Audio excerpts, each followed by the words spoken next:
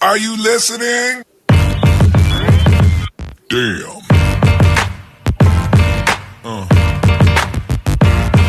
Yeah. Yeah. Yeah.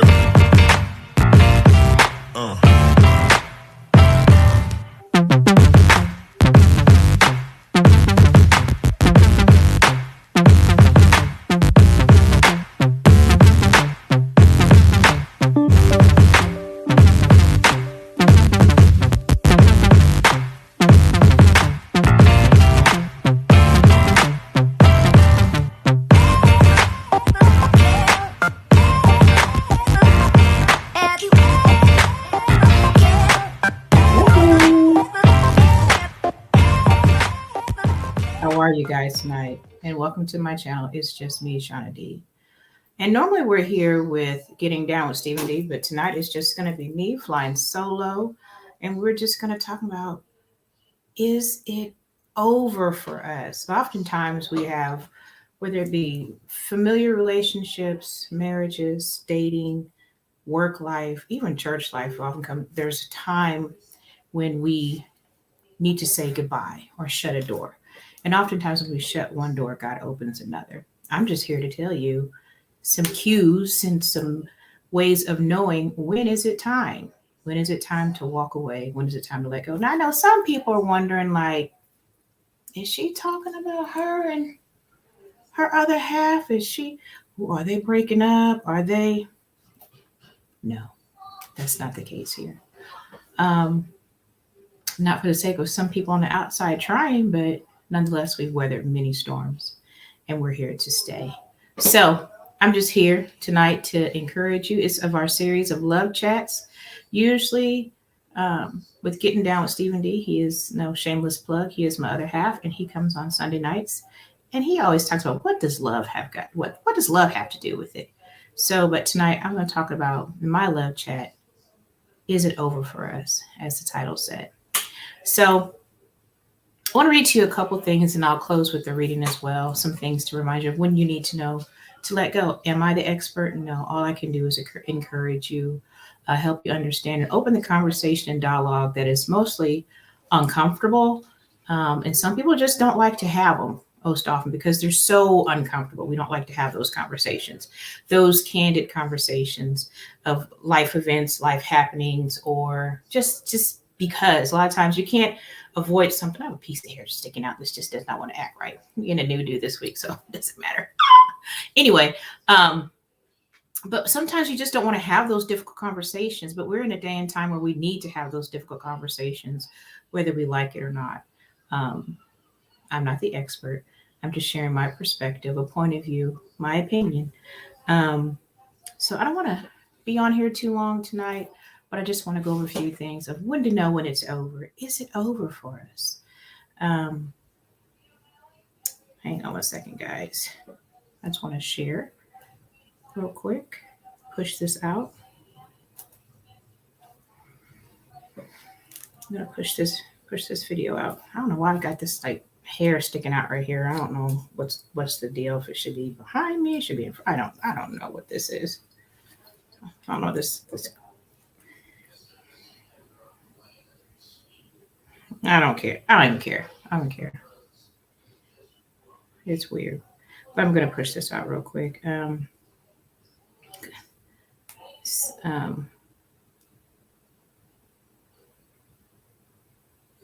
Give me a second. I don't have my production here with me. I'm going to open the chat up in a little bit as well. I'll push these to our pages. Okay. Multitasking here. I have some notes in front of me. And I just, 3 different types of situations where you want to know when to close a door, basically. Oftentimes we hang on too long. And when you hang on to something too long, you miss opportunities. You can miss a blessing. You end up going through phases of depression. A lot of things can happen when you hold on to things too long, and we have to know when enough is enough. Um, And that's just using common sense. So I just wanted to share with you tonight, share my heart, share some things that I noted, and just share my heart with you. We're very transparent here. Like I said, will I share all of my business? No. Um, will I share some of my business? Probably. Because people like to turn words around on you and play that word game or troll you, so to speak, um, just for lack of manners. I don't, maybe they get paid to do it. I don't know. I don't know what, but some people they just do it, Um, I'm not going to always be on camera. Sometimes you'll see the avatar, so to speak. Most often, I'm a real person, and I'm going to come on here and I'm going to share my story. That's all I can do. Share what's on my heart. We also have a channel, Matters of the Heart. It is on YouTube. We created that channel in 2021, and a lot of times we may push things from here over there just to share, just to encourage, because sometimes you need to hear that from someone else. You need to hear certain things from other people, and we just want to really truly be encouragers. That's our purpose. And if things grow from there, like I said, not go from there, grow from there. That's the blessing. So if I can get my life together, we'll get started here. Honestly, we will definitely get started here momentarily. I think I've got a lot going on, so my device is moving a little bit slower than normal. Okay, guys, just give me 1 second. 1 second here. Just hang on. I'm gonna mute you for a second.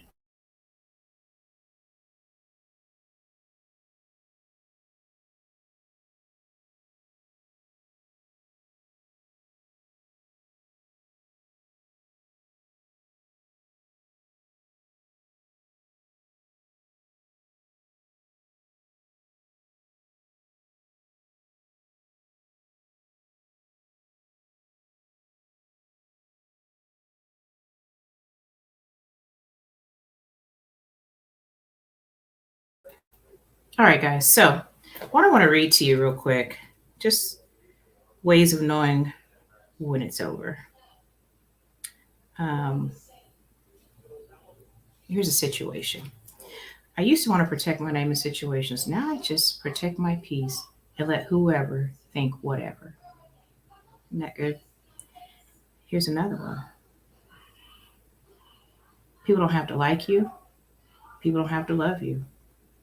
They don't even have to respect you. But when you look in the mirror, you better love what you see. And that was Shirley Ralph. That was another quote. I think that's phenomenal. Let's see. Here's some things I'm going to close out with to carry with you into the new year. So I'm going to go straight to it. No chasers. First one, the most obvious of knowing when to let go. Is it over? You want to talk about marriage. That is the most obvious situation or relationship where you are either just dating or something. You want to know when to let go.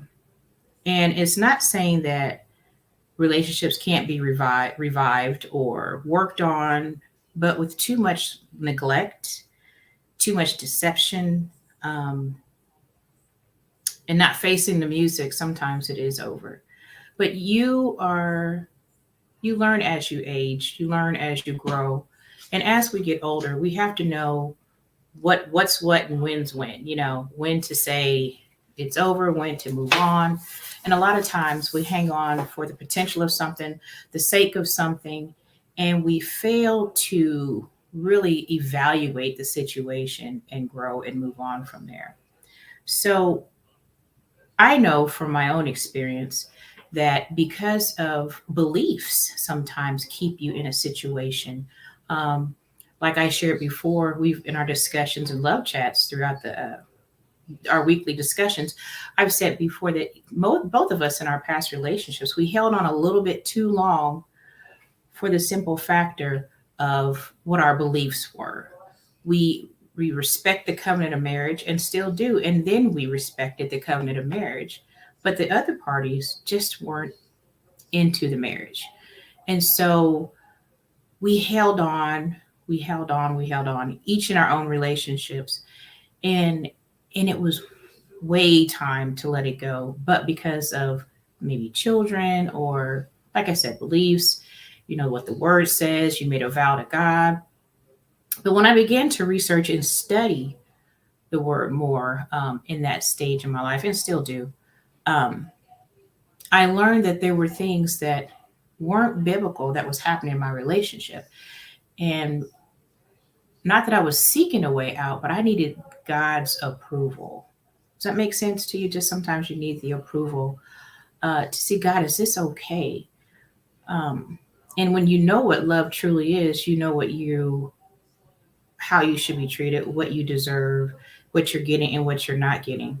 So um, that was the end all be all for me in the past. Was I went to the Word and I got my answer, and I sought revelation through God, through the Word of Jesus Christ, and I was released. I prayed about it, and I was like, and I'm just sharing my story. I can't tell anyone else's story. All I can share is my story and my truths.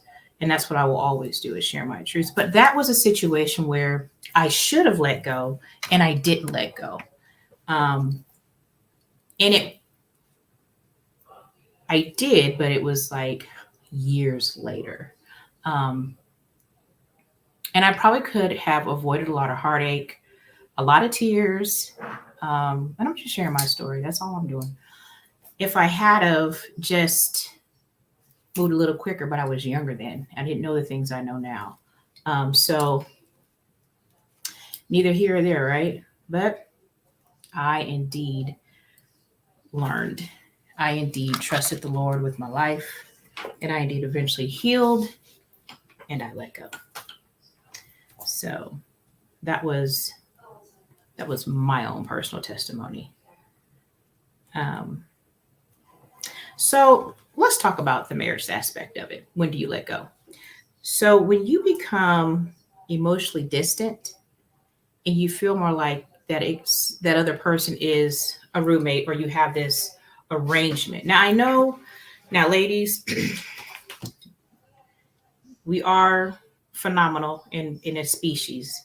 I'm just going to say that I believe in uplifting each other, but things to look for, and vice versa, and sometimes it's the reverse. It could be the male role, um, or your significant other, whatever your status is. But when you feel more like your roommates instead of in a relationship and not a spouse, and just being adults here, when you lack intimacy, when that's missing, when that piece is missing, it tends to become a little difficult. Um, and intimacy is really important. It's not just the sex piece. Let's just be adults about it. It's just not the sex piece. It's the desiring each other. It's the courting each other. It's the dating. It's the conversations. It's the text messages. It's the quiet time. It's the walks. It's a lot of that.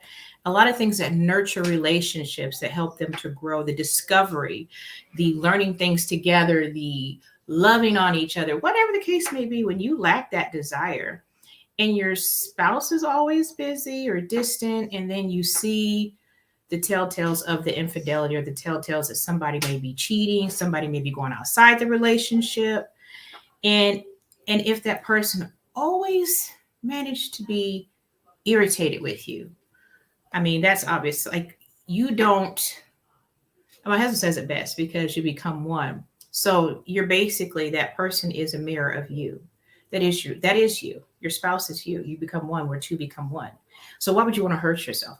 Why would you be irritated with yourself? Why would you not want to be bothered with yourself? So when you find out in the relationship that everything always makes your spouse angry, it's got to take a step back and look on the inside out, outside in, and figure out what's going on here. I mean, what's wrong? What's going on? And then when you dread spending time together, and then there's no trust. When you don't have trust, you have nothing. It's hard to rebuild when trust has been breached. And that's with any situation. And you start to dislike them. Those are signs when you're nearing an end. And I'm not saying this to encourage leaving people, but sometimes if we know better, we do better. And it's just to not to have individuals just have to go through hurt.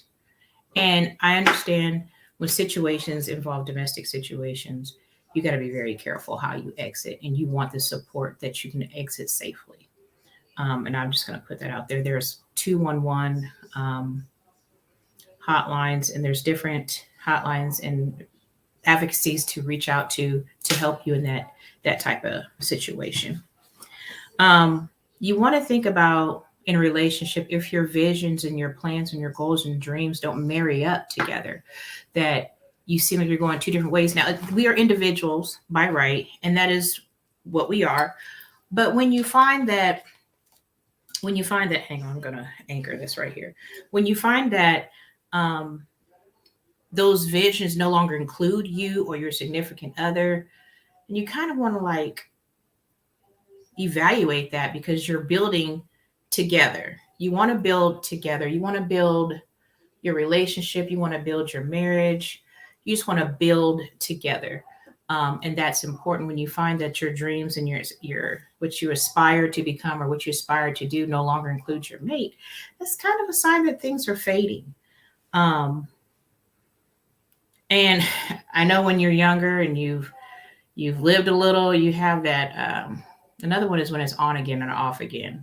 Like instead of being homogenous in one, and it's just not necessarily smooth sailing, but it's more cohesive. You're more cohesive with your mate. Instead of the revolving door, when you're on again, off again, you're together, you break up, you're together, you break up, together, you break up. And you lose a bonding connection like that. And I tell my own truth. I remember when I was in my middle 20s, we'd have issues, and here I am being the hopeful, romantic, thinking like, okay, we're going to work on this. And it's like we would separate for a season and come back again. That's what the Bible says. You separate for a season, you come back together. And it just was too much too much. And with that being said, that was more of the signs of it was nearing the end. It wasn't like it was in the beginning. It was nearing the end.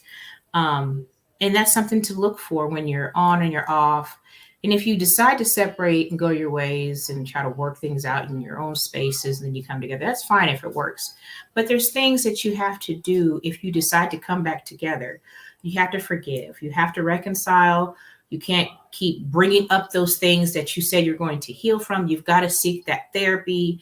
You've got to do that together, as well as for yourself, because therapy is a place of discovery, a place of identifying trauma, a place of healing from that trauma as well.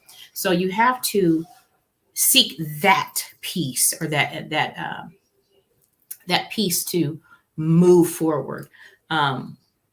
And eventually, when you have that revolving door, you lose that connection, you lose that bond, and the relationship just becomes toxic, period, point blank. No chasers. It's toxic.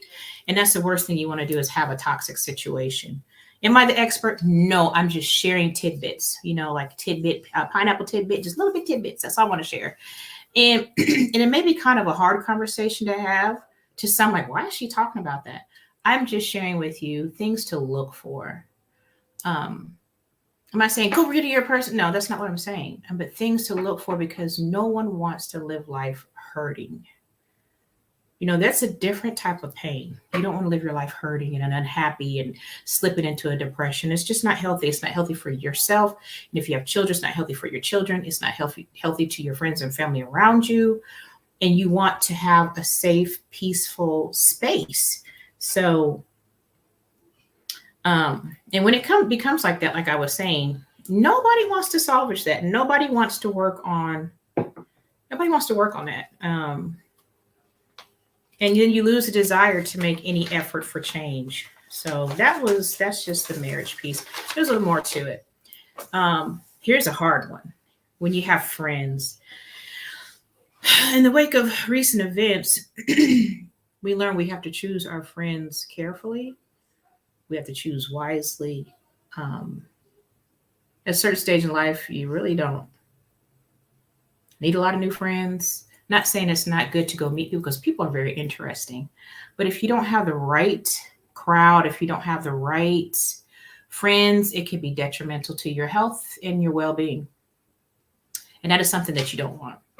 Um, and that is, it's sad to say, in this day and age, it tends to get a little more hairy. Like people are angry and upset at you and sometimes jealous of you, and you don't even know why because you're just being you, and maybe they just don't like the light in you.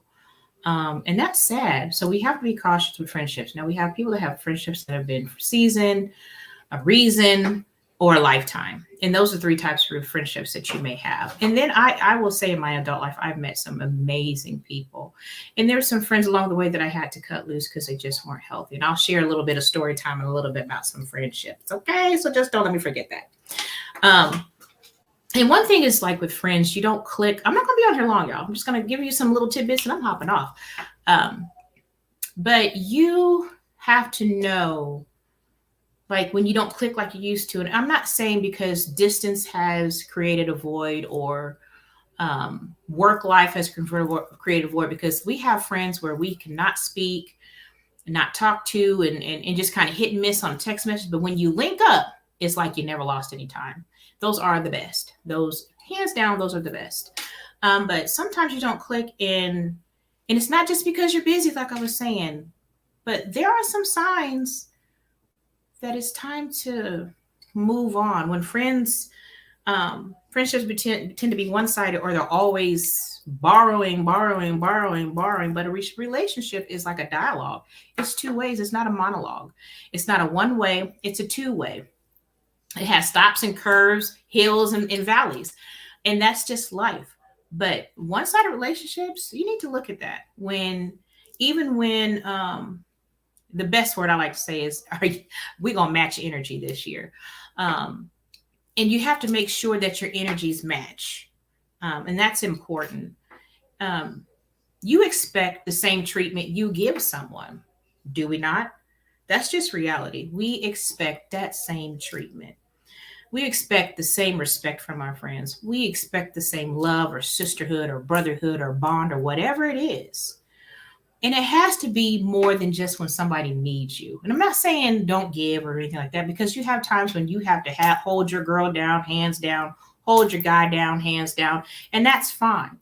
But when it tends to be repetitive in one way, and it's like, I only hear from you when you want something, or what's going on here? We're not, come on. Let me tell you something. Kids are honest, and kids can identify quicker than us adults can. I will give it to you. Kids are brutally honest, hair flip, and they will let you know what's what in the most sweetest manner. They're like, "Oh, mommy, I don't like her. Oh, mommy, they're mean. Oh, mommy, are they always like that?" Kids are so honest, it's scary. But like I said, it has to be more than just a need. Trust is non-existent when it's like that. And pay attention to red flags. Friends don't keep secrets from you, nor do they share your private information that you've shared with them, nor do they use it as a tool to get back at you if you've upset them. Because guess what? We're human. We don't always see eye to eye.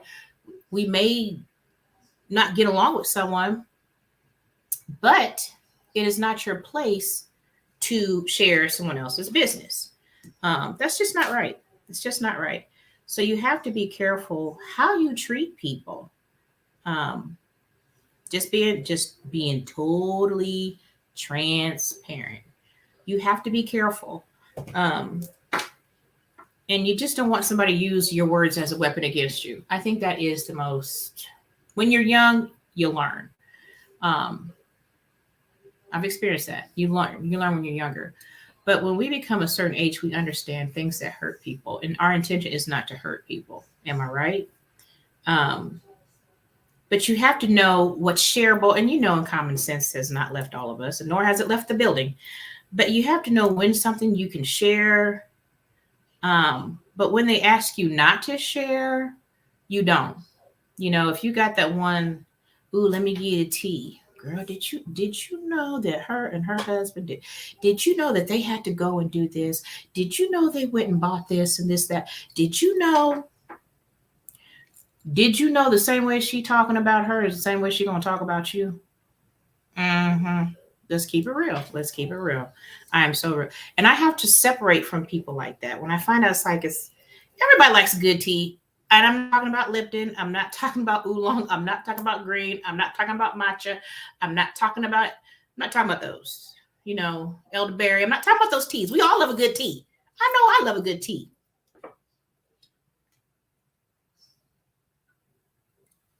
I'm talking about the tea. Sometimes we do. And we all have been guilty of engaging in a good tea from time to time. But be mindful, because that's painful. Because how does that person feel on the other side of it? The person that doesn't know that you're speaking ill of them, how do they feel about that? How would they feel about that? And I think back to youth, ignorance. It is not bliss all the time. And when you engage in that, or did you know somebody said, we've all been there. No one is free and clear of saying anything at any time. We've all been there. And when you think back, it's like, man, that could be really hurtful. So how would I feel, or you feel, if the shoe was on the other foot? Let's think about that. So sometimes people tend to be overly negative, a pessimistic person, or an antagonistic person. I want to encourage people that I love and know to see the glass half full. It may be on its way to being empty, I know, but you want to encourage someone to see the glass half full. Optimistic is key here. Optimism is the key here. And when you find that people make no effort to change when they're like that, that can be a clear indication to break camp. Plain and simple. Part your ways. May the Lord watch between me and thee. That is the best parting prayer in the Bible, if you didn't know. But most often, people tend to be compassionate. I try to be compassionate myself, or empathetic to others, especially to friends, because you love your friends, and sometimes friends become extensions of your family. They become like family, and that is so wonderful when friends become family. It's beautiful. It's really beautiful. So it's like when you care for your friends and you care for your loved ones, like I said before, it's like caring for yourself. How would you treat yourself? And a lot of times negative people will drain you. My old pastor said it best: battery drainers. Battery drainers. But here's another one. It sounds cliche, but go where you're celebrated and not where you're tolerated. That's another one. We've got to encourage. And I'm an introvert. Like, this is easy. Crowds are easy for me. But the one-on-ones, when I love you and let you in, honey, you got something, because I will be in your corner. But if I let you in and then I have to release you, I forgive you, but I'm guarded. You're not getting back in. And it's not me being hateful. It's just me protecting myself. I have to love myself enough to protect me. Just like you love your loved ones, you love your children, and your job is to protect them. Do the same thing for yourself. It's not a crime. It's not a crime to protect yourself and love on you a little more. But like I said, when it gets like that, and you become the butt end of a joke. It's always joke's on you, joke's on her. We dress alike and you dress different. You look like the odd man out. No. We're not doing that. That's kiddish. That's childish. But then you kind of want to break away from that. You want to create some distance when you find yourself being that, or you're being mistreated. And then when you have little to nothing to talk about, sometimes with friends, you share dreams, you share business ventures, you share ideas, you share knowledge, you share inspirational readings, you share self awareness books, self health books. You share things that promote positivity and growth and well-being. You don't share crap, period. Um, and then sometimes paths change, and that's okay. We grow up, and it's not that you don't love the person sometimes. It's not all negative, but sometimes you grow up and you grow apart, and there's nothing wrong with that. Um, but if you choose to salvage it, I'm gonna tell you the pros and cons, but if you choose to salvage it, talk that, and that's in any situation. I'm just giving you a few scenarios tonight, but that's in any situation. You want to provide you want to have mediation for a remediation. Have a mediation for a remediation. So have the conversation so you can remedy a solution. Um, and if you have things in common, focus on those things in common and build from there. And then decide either to salvage it or let it go. It's not always that you have to hang on, or don't create a false friendship, because it can cause more harm than good. But you want to make sure we're mature enough to have that conversation. Or you have the situation where a loved one or friend, this is the topic. Is it over for us? And this is things to know when it's over for you. When that person always creates drama or is in the middle of drama, first of all, that can be harmful to your safety. Let's just put that out there. When people are less tolerant nowadays of the garbage. Take the garbage out and throw their garbage away. But no one wants to be, there's nothing a turn on or excitement about drama. Let's be honest. Drama is not exciting whatsoever. It isn't. It's really nothing exciting about drama. It's sad. It's sad. And I'll tell you this from experience, it becomes exhausting, to say the least. Very exhausting. Remember, I said it's going to be a little story time. So, once upon a time, and this is true, I had a friend that we were neighbors and in childhood, and they grew up and went somewhere else. But when we were younger, she was always in the middle of a fight, and I was like, why are we getting ready to fight? Who's mad at who? And let me tell you something. I know I look a little different than most because I have this. That is my birthmark. I would not purposely draw my eyebrows. I just have to fight for that because I look different. And a lot of times I forget I have it. And I wonder why people are looking at me strange. And that was one of the fights. And I shouldn't even played into it. But I was a kid, played into it. But every time we went somewhere, and this is even as we got older, teen years, early 20s, and I got another story time, part 2 on this one, but I won't share that tonight. I'm going to show you some of what she did. I might share tonight. I don't know. But anyway, every time we went somewhere, she had an issue. If we went to a restaurant, it was her food. She was never satisfied. If we went shopping, she had to argue with the clerk. If we went to a store, she argued with people. And it just is like, she was kind of fun to be around, but you can't possibly have all this drama surrounding you. If we're in a social setting, an argument with somebody. I'm gonna tell you something. One time, we went to a restaurant. We went to dinner, and I'm like, we're just conversating. We're catching up, old times. She had grown up. She had kids. I don't think I had kids yet. And went to dinner. We're having a good time. We're talking, and the server, unbeknownst to me, was a young lady that she had a run-in with in her youth over a guy. And I'm thinking, okay, you're not with the guy anymore, and she's not with the guy, so whatever. So she comes over, and she's like, the girl didn't even, the young lady, woman, she never did say anything out the way.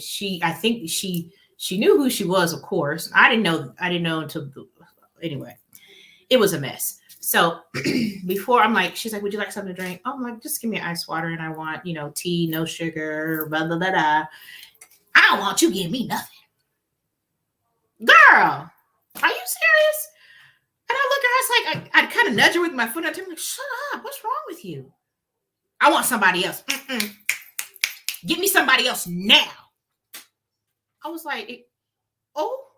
And I was kind of like, oh, that meme that the guy was like, oh, that's exactly how it was. Like, what's happening here? Do we have to leave? and so she just made a spectacle.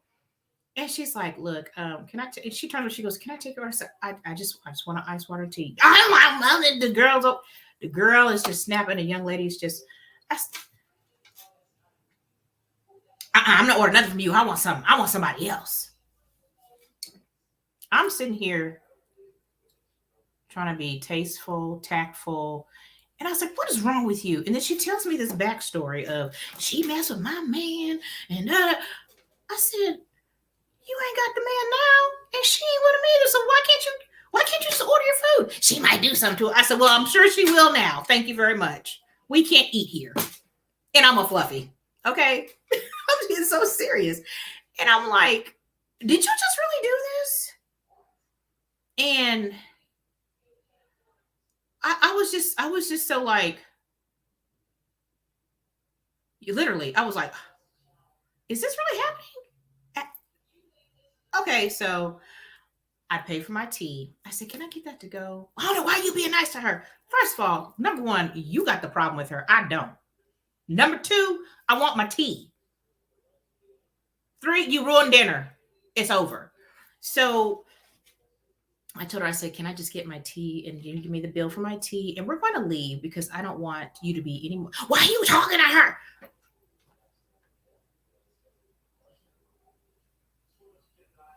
I said, excuse me. I put my finger up to my friend. I said, 1 minute. I said, just can I get my tea to go? And I apologize. My friend gets up. She storms out. You better come on. And I was like, sweetheart, I'm in my own car. And that is why I drive my own car. Because you'll never have me in some type of situation. And that was when I was younger. And so when I went to go, I gave her my money. And I said, look, I didn't know y'all had a past history. I do remember you from school, but I don't, I am so sorry it was like this. And I even gave her like a little extra tip on my tea. I gave her a tip higher than the cost of my tea. And I said, I'm so sorry. I know you live off your tips. I said, I won't, I'll be sure if I come back, I won't come back with her. And she's like, it's no problem. And she's just being really nice. And she's like, I am so sorry that happened. I'm like, why are you apologizing? So I was apologizing to her, but that is the type of friend. This was story time. I'll tell you a little more about this when I get through talking about friends. I'm just going to go ahead and cut to the chase and give you straight no chasers tonight. I'm going to tell you what she did to me later in life. Oh, gosh. Lord have mercy. I should have just let it go then, but I didn't. I was like, okay, we're gone. And I told her, what, at this point, I had lost my appetite. I said, I'll just see you later. Hun, I'm sorry that, you got this going on. And we went our separate ways. And I know there's times where, but do you know the hardest thing to fathom was she was really sweet. Even though she had her issues, she had a really, really good heart. And I was trying to pull from that and try to tug on her that way because she had a good heart. She was a giver. She just, if she wanted to shower you, she would shower you. And she just had a really good heart, but she just had some ways. She had some ways about her that she just couldn't get right. And we hit and miss. And then certain things she might say to me, even in our adult life, and I'm like, this is why we're distant. And I would love for it to be different, but this is why we're distant. And then it's like, you think about people that have passive aggressive issues, bingo. When you say no, and you have to be able to say no and take time for yourself. And that's kind of like what I had to do with this situation. I'm telling my own story. I'm telling nobody else's. I'm telling It's Just Me, Shauna D story. And I had to create that space because it was becoming to be unhealthy that every time something went on, and I'll get there, y'all. It's more. Not of this same scenario, but the same person. And this was the final straw. And we didn't speak again until I had children after this next situation I'm going to tell you about. So you have to take time to yourself sometimes. And when you take time to yourself, you get to reflect. You have to reflect. And you have to be okay with sometimes not being with that friend, and understand to know when to support, when to add, what adds value to you, what pulls away from you, what just drains you. And sometimes when you find out friendships are one-sided, you know, when they talk about you, if you mention issues or concerns, just as I did, that it's just dismissed. And I know no friendship is perfect. But real friends will hear you out and they'll give you suggestions and advice, and they really care about you and they become protective over you. And that is what you need to look for. They make you feel safe, just like relationships. You know, any relationship, they make you feel safe, you feel secure. They don't make you feel worse. They make they make you better. They don't make you uncomfortable. They want to make you comfortable. And so you want to be around those people that naturally make you feel comfortable. And if not, exit stage left, exit stage right, exit the nearest exit. Okay. But you got to look at that and evaluate it. And like I said, in this situation, they don't make a spectacle of you either. Like I said, you're not the butt of jokes or something like that, or a situation. Same friend, different situation. If she's ever seen this, she can't deny it because you did it. And I'm just that person. And I love her. Don't get me wrong, I love her. But it's like, prayerfully, we've grown, you know, and not gotten worse. But I never forget that I don't know why she got mad at me in my first marriage. And she was helping me plan things and she was picking stuff out for me. And there's some things that my mom was like, she shouldn't be picking that out for you. And I was like, yeah, you're right. Because she was trying to pick out my wedding night piece and my lingerie, my evening gown. And I was like, no, I said, I think I'll do that myself, or take one of my other friends with me. But she was like, actually, you know, I just wasn't comfortable with that at that point in time. And so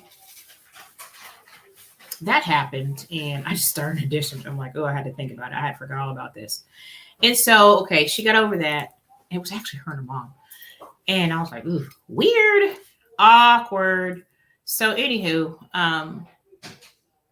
I went and we were planning like a limo ride. We were planning for the wedding party to be picked up in a limo. It was just going to be a whole event of things. And she was in charge of that. Well, and she's supposed to be in the wedding. Did y'all catch that? She's supposed to be in the wedding. Last minute, she didn't tell me she wasn't going to be in the wedding. She didn't show up. I'm trying to figure out, why are you this mad? And I was too young to see the forest for the trees. And there were some events that happened before, and I was like, not sounding right. So limo was supposed to pick us up, the wedding party. Limo never showed up, or at least while I was there. So there must have been somebody that was attending, because she didn't show up. She was supposed to be in it. So we had to improvise. And my father-in-law at the time, God rest his soul, he had to double up. So those of you that know will know who this is. But he had to double up, and he had two people on his arm, which was, it was cute. They thought it was planned. We worked it out. But so she must have had a spotter in the sanctuary. I'm not for sure who it could have been, but there was somebody there that was keeping tabs, keeping her in the know. So when we left the wedding party, when we left the church, And we got into our car, instead of having the limo ride, that was all. Do you know? It was almost like as soon as we left, the limo shows up, and I had a circle of girls that were go getters, and so they found out that she purposely changed the time of the limo because y'all know it takes you longer to plan a wedding than it does to get married. We ain't stupid. So they found out through credible resources that she intentionally changed the limo time. Y'all, I can't make this up. I promise you, I can't make this up. This is my story time, reality time, story time. And she changed the time of the limo, had the limo come to the church after we left. So me being I'm not evil, but I and my then spouse were in our car and it had tinted windows, and we rode past our house. 22, okay, guys. That's what I think, the ignorance of youth, I guess. And we rode past her house. I was like, let me go out this cow's house. I was like, what am I gonna do? Fight in my wedding dress? No. My dad was like, baby girl, just let it go. It is what it is. It's not your friend. I told you. And my mom was like, I told you. Her mama the same way. You know how your mama's, when it's a good one, she gonna jump in it. And that was my mother. God bless her. God rest her soul. But I was warned. I didn't listen. Sometimes our parents or those elders in our life can see things that we can't see. And at that case, I had some encounters that were kind of like, maybe, I don't know. But I had some encounters that, let me tell you, I probably should have released that person long before then. And I said, well, I'm at a stage where I can't allow that. Years went by, and I want to say 8 or 9 years later, we started to come back, and she was different. And she was more calm, and she was more poised, and she was more like she should have been. I personally was kind of like, oh, let me be careful.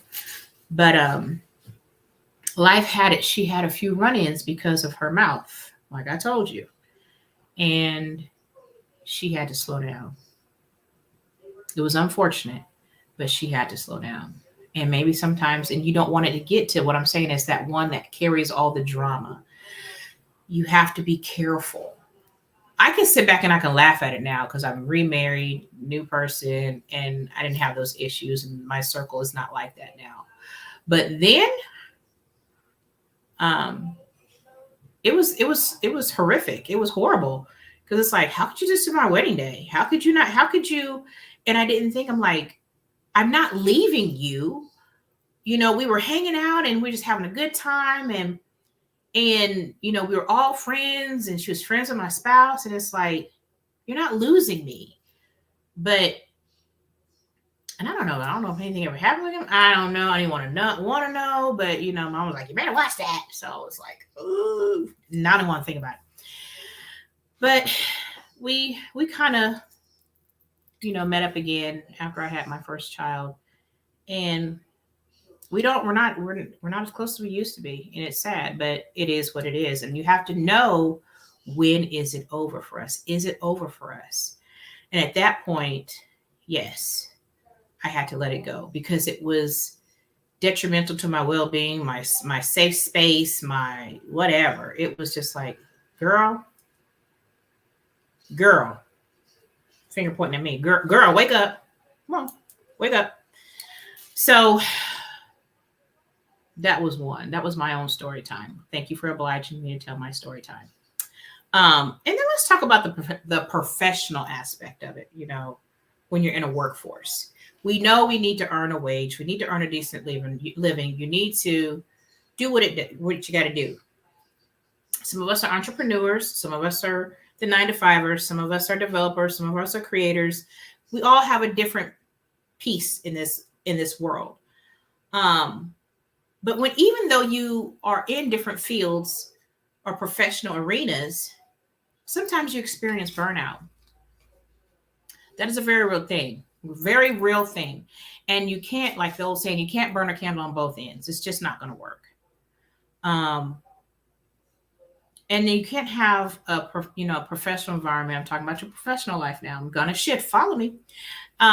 You can't burn from both ends, and you can't have it take so much from you and not give.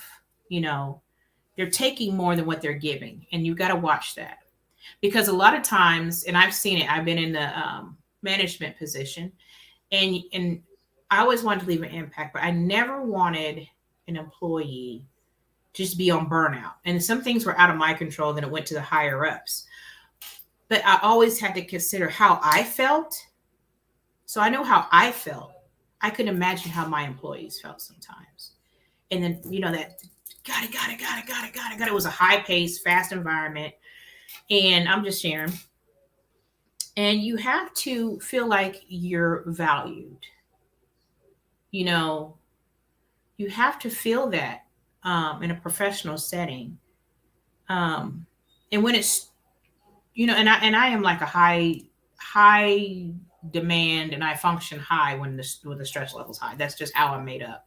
When stress is here, I go higher. And that's just me, but not everybody has that makeup. But when you're too stressed, it takes a physical toll on you. It takes an emotional toll on you. The stress shows up different ways in your body. It becomes illness. It becomes aches. Could be like you're one that breaks out in hives. It could be, if you black out, or your stroke level, your blood pressure goes up. You've got to pay attention to those red flags, and it shows up different ways. And that's scary because it deteriorates your health. And that's one thing to look at. You want to make sure you have a healthy work-life balance. Yes, jobs demand, and there are people that are just natural born producers. And then you have ones that kind of set their tone. And I say that where they understand, like they may have been in a situation like that before, and they refuse to ever work in that type of environment again. So they kind of set the tone. And oftentimes we get like, how can they come in here and do that? I can't do that. But they have valued themselves. Not that they're lazy, not that they're slothful, not that they're, want to slither through, or they're the clock watchers. No, they've really set the standard, and they're not going to go beyond that. And so there's nothing wrong with that. If you can do that, by all means, set the standard so you have a work-life balance. That's very important. You have to have a holistic, whole balance in the work life. Do your job, and sometimes it's it's evolved so much, the workplace, where you can have the hybrid situation where you do go in office or you're out of office, or you have the environments where you have the staggered shifts, or you have the relief, or you can only be on for so long. But you have to have a healthy work-life balance. That is most important. Another way if it's time for us to separate a work relationship is if you've peaked.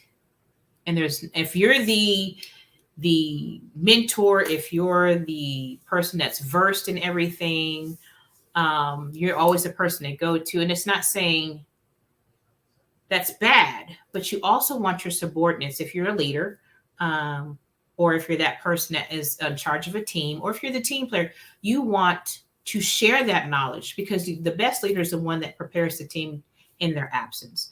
You always want to prepare the person to take over for you. That is the ultimate goal when you have a workplace relationship. You always want your team to be able to function in your absence. That is the best leader ever. You don't ever worry like, I don't know what to do because so-and-so's not here. Oh my goodness, what are we going to do? They didn't show up for work today. Oh my gosh. That is not what you want. You want to prepare them to be you, to step into your position. And if you're confident in what you do, you don't mind sharing your knowledge, because you get nowhere not sharing your knowledge. Let's just say that. Let's just put that out there. You get nowhere retaining the wealth of knowledge that you may possess. So you want to make sure that you're feeling valued, that what you're doing flows with your dreams and goals, and find out where it leads you. Because sometimes you want to sit down with leadership and you want to plan your career path. And that's one thing that you have to look at. Is there a career path for me here? Is there room for growth here? When you dread Sunday nights, and they become more of a state of making you come down, then you're off of your great weekend and you're dreading it. That's a sign that, hey, you need to look into why are you feeling that way. And everybody wants to enjoy the extended weekends. There's nothing wrong with that. And that's just natural. But when it becomes consistent and ongoing, when you stop caring about giving 100% when you're there, you've got to look at that. Why are you feeling that way? And I know we can't always be at 100%. That's just life. It's not possible. But when you lack that creativeness, when you lack that productivity, like I said, you stop caring. When you don't want to be the employee or the employer, so you've got to look at that. Work should challenge you sometimes, challenge you to create, deliver, and all that, without oversight, with minimal oversight. But it should challenge you, but never stress you out. It should never stress you out when it starts coming out in physical forms. When you stop admiring your direct reports, sometimes, I don't mean in a level of, oh, you're worshiping them, but you admire them in the fact that you would like to be in that seat one day. And then when you loathe them and you like, oh, and we have those bosses like that sometimes. But if the leadership lacks, it's when it becomes the no place that you want to go and you don't learn anything, it's time to separate. It may be a possibility to shift roles, or maybe it's something for you to be the change and shift into the leadership position and create that change, invoke that change. Poor leadership is like a terminal illness. Poor leadership can destroy the best workers. I have seen it. I have seen where I had a 3-shift operation I managed, and I had 7 supervisors under me. I had a whole team of people, and I had a direct report that I reported to. I had 2 people I reported to, and they had really came down hard on my team before I had come into my shift. They would always kind of get there early and kind of see what's going on, just like they just wanted to find something wrong. And I'm not saying anything bad, because they had a genuine heart and they're a good person, but some things they just had the wrong approach. I'll put it like that. He kind of came at it with the wrong approach. And one day he came really down hard on the staff. That's something that was really, truly out of their control. And I was met in the door. I couldn't even get my laptop set down and my dock station set up, and people were calling my cell phone. I'm like, something's wrong. I'm like, did the plant catch on fire? I got there and I had several people come in. I'm quitting. I'm leaving. I'm done. And when you've had enough, you don't care what flies out of your mouth. And I'm like, whoa, what's going on here? Ask your boss. And I'm like, which one? And they told me. And I was like, it was like one by one, like soldiers, one by one, marching up to human resources. And I'm like, oh boy, what just happened? And so I get there, I get on the floor, and I'm trying to I'm like, can you tell me what's going on here? And it was like, and we had that kind of, I said, what the heck happened? He was like, I think I messed up. You think you messed up? I've had 4 people come here and tell me they're going to HR. What's going on? I think I messed up. And he proceeds to tell me what he said. And of course they told me. And I said, so what possessed you to say that to my team, our employees? What possessed you to say something like that to them? I don't know. I said, just because higher up is coming down on you, and I know you need to push information out to the team, but you have to work on your delivery, because at the end of the day, they are the heart of this. There's many veins and arteries to this thing, but they are the heart. And when you damage the heart, it can't send out what it needs to send out to the rest of the body to do what it needs to do. I said, do you understand what I'm saying to you? He drops his head. He's like, yeah. I said, so when we do this stand up, when we have our pre-shift stand up, I said, I think you need to come with me and you need to clean up your mess. I said, because I can only apologize so much for your behavior. And this was my direct. And he did. He came out, although everybody was mad. Some people are not forgiving. And he came out and he apologized. He chewed it up. He swallowed it and he digested it. And we had some senior employees there that had their time in, and they said how they felt and how that made them feel. I don't know what happened with him with HR or anything. Was not my business. But was my business was creating a better environment for my employees, our employees, my team. It was my team. I don't like saying my employees, but my team, because I respect a lot of those people. They give their time, they give their energy. They're more with us than they were at home. And you wanted to let people know you appreciate what they do for you. Regardless of if you made the numbers, if you made, if you made spec, if you made yield, your key product indicators, the KPIs, if you understand that. Or the KPIs performance, if they met that, and it's like, okay, what was the problem if we didn't make that?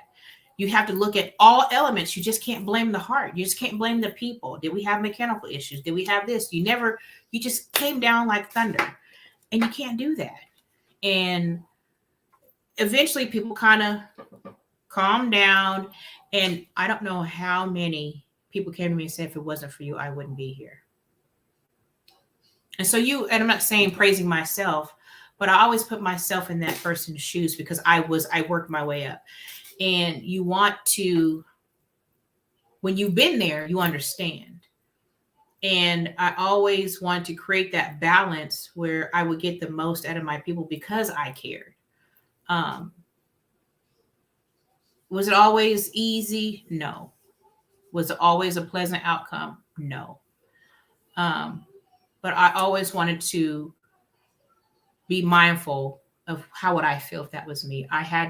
Was I the mother, and I was the mother that would drop my kid off somewhere at 4:30, 5 o'clock in the morning so I could go to work.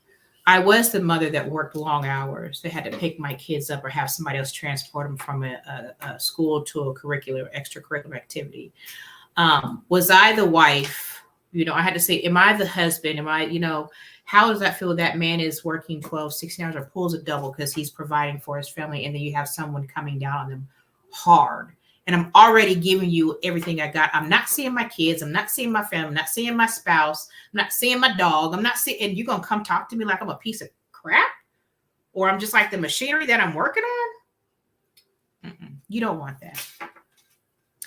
So that's like, what I'm saying is like when your leaders start to micromanage, when they pass their passive aggressive behavior to the ones that are under them, their subordinates, or they're doing it to their teammates. You find them doing it to their teammates. And then what I'm saying right here, where there's no boundaries, there has to be a line of symmetry in a professional life, a professional setting. You have to have that line of symmetry that this is where we are here. This is where I'm outside of here. And you don't cross that unless I let you.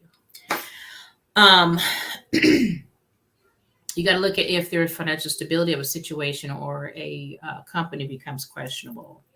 And you don't want to be in a dying industry. A lot of times they have hiring freeze or wage freeze for whatever reason. It could be like because of the budget from the previous year, the budget you're trying to be in.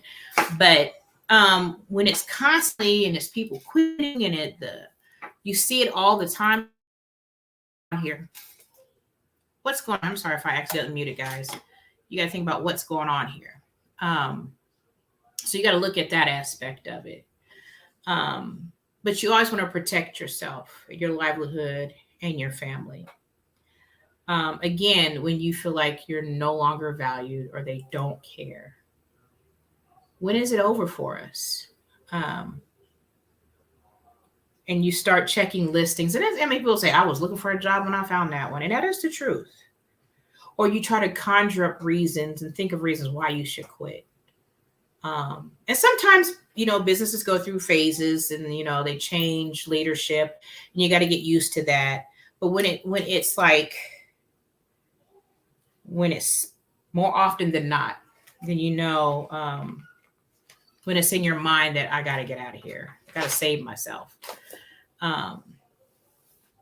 Those are times when, it's time to move on. And that's in the professional aspect. So we've touched on relationship, friendships, professional life. Now here's a tough one. Let's talk about your church life or spiritual life. A lot of times people experience church hurt. That is a real thing. But how do you overcome that? How do you get through that? Forgiveness. But when you think about the basics of when to move on from something, because sometimes you can outgrow something, a situation or church. Because you have to pay attention to why you're there. Why are you there? It's a fellowship. It's an assembly. The Bible says, forsake not the assembly. That means the coming together, not necessarily the brick and mortar, but the coming together. You notice when you stop attending events, whether you have different divisions of ministry and you kind of void those divisions of ministry, maybe that's time for you're seeing that it's time for a change. If they become more critical of you or disrespectful, instead of encouraging and loving on you and correcting you through love and the gospel and the word. When you notice that you stop serving in ministry, I ain't talking about just man. I'm talking about we are all servants and we're all there to be there for the brethren or your church family, or even if it's like social entity. When your church stops serving in the community, there's times where you serve those who are less fortunate. You provide for those who are less fortunate. When you stop kind of doing that evangelistic portion of ministry, not everybody's made up for that. But when you find out the body is no longer doing that, it's something to look at, because we are here to help people. Do we always have it? No, but our goal is to meet people where they are and take them to where God wants to be. That's what ministry is. When you find out the leadership is abusing the power or their power, you can turn on that one boob tube or TV, social media, and not social media, but like platforms, different apps, and you can see things that are happening. I'm not perfect. There's no perfect church. But we're supposed to serve people. Now this one's kind of, I think about if you don't agree with the vision. It depends if the vision is Bible-based or if it's not just as necessarily a bylaw or something like that. We got to look at what the word says. If you're a believer, what does the word say about it? You want to look at that. When you no longer start trusting them with your tithes, we have to trust the fact that when you've given it, that they'll do right with it. Now, when you go somewhere and it's more about politics or agendas and less about Jesus Christ and transforming is not present, that's something to think about. Or when there's no opportunity for you to serve because they have, I don't want to tread lightly on that one, but you have to know when.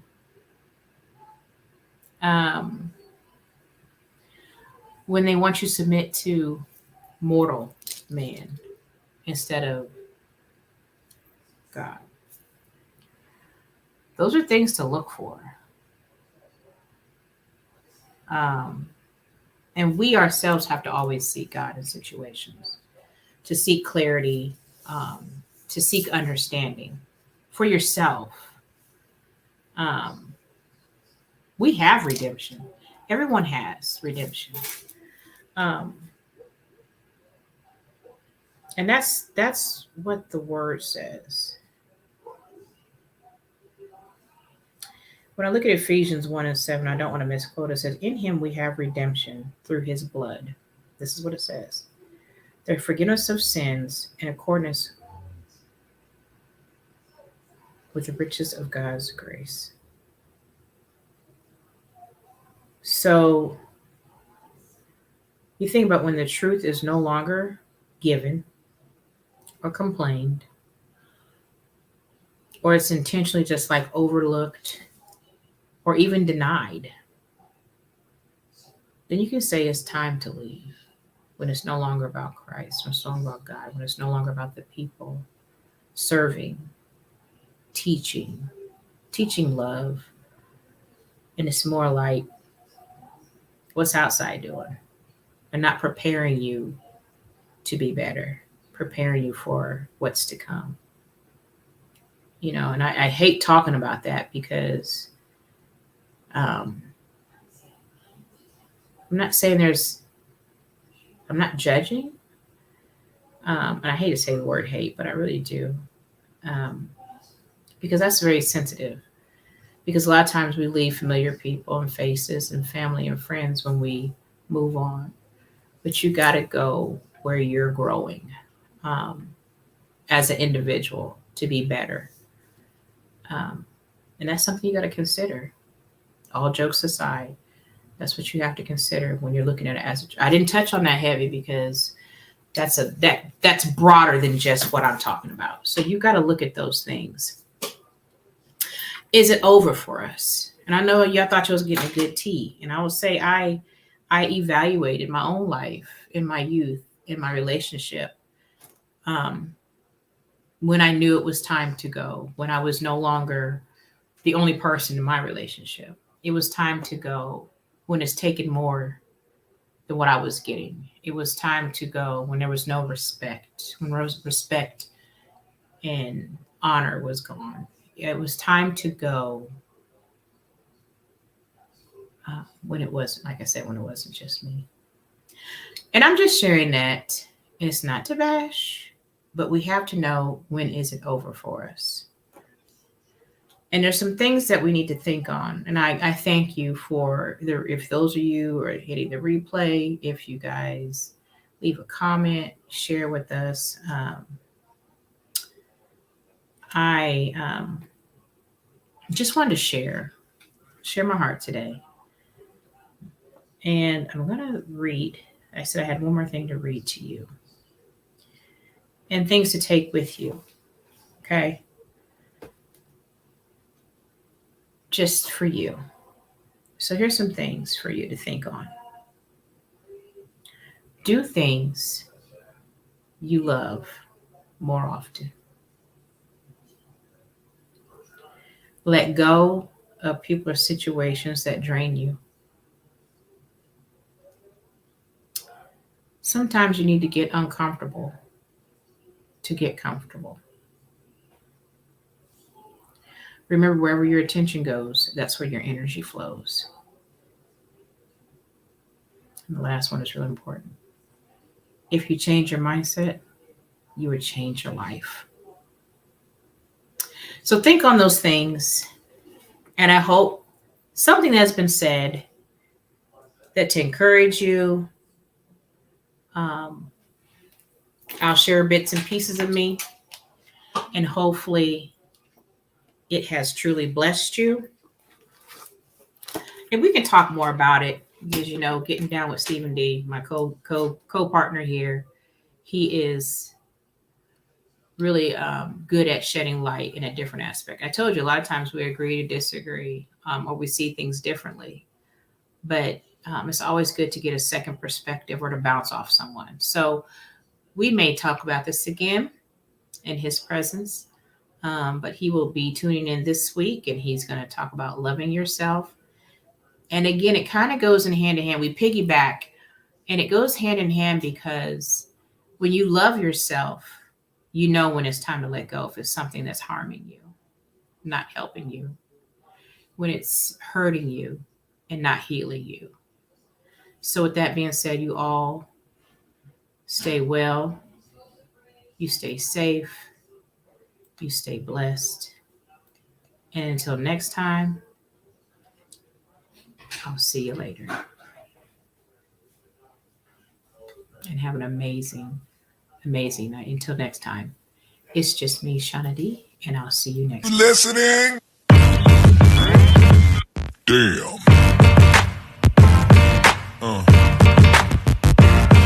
Yeah. Yeah.